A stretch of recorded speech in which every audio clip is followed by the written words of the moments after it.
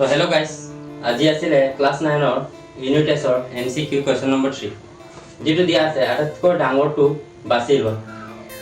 তো গোটেইখিনি পাৱাৰখিনি আছে 18 15 21 38। তো এই পাৱাৰৰ পৰা আমি গম নাপাম যে কোনটো ডাঙৰ। তো আমি এইখিনি গোটেইখিনি উৎপাদক ল'ম আৰু গোটেইখিনিৰ লগত কিবা এটা সংখ্যা জড়িত হৈ আছে আৰু সেই ডিফাৰেন্সটো আমি ওলাম। ইয়াত সবতকৈ ডাঙৰ সংখ্যা কি আছে? 81 243 27 নাই। তো সবতকৈ ডাঙৰ সংখ্যা 243। তো ইয়াক আমি প্ৰথমে উৎপাদক ল'ম। 243 3 কৰিম, 3 গুণ 24 3 গুণ 3। এতিয়া কিমান হ'ল? 81 81 ইয়াত আছে। তো 81 ৰ ফেক্টৰাইজ ইয়াতে ওলাই যাব। 3 দুগুণ 6 1 এফালে 2 গ'ল 21 3 7 গুণ 21 আকৌ যাব 3 গুণ 27 আকৌ যাব 3 3 গুণ 9। তো প্ৰথমে ইয়াত 21 আছে। 21 মানে কিমান? 1 2 3 4 3 টু দি পাৱাৰ 4। ইয়াক আমি লিখিম 3 টু দি পাৱাৰ 4 ইনটু 18। তো আনসাৰ হ'ব 3 উঠোৱাৰ লগত 4 পূৰণ কৰিলে কিমান হ'ব? 72। এতিয়া কিমান আছে? 243 243 মানে কিমান? 1 2 3 4 5 tak। তো 3 to the power 5 into 15।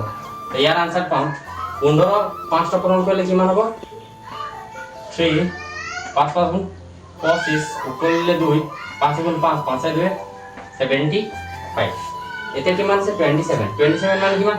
1 2 3 3 to the power এইটো হৈ যাব 3 কিউব আৰু এইটো কিমান আছে? 21। এইটো হৈ যাব ইনটু 21। তো এইটো হ'ব 3 3 গুণ 3 3 দুগুণ 6। এতিয়া লাস্ট আছে 9 টু দি পাৱাৰ 38। 9 মানে কিমান?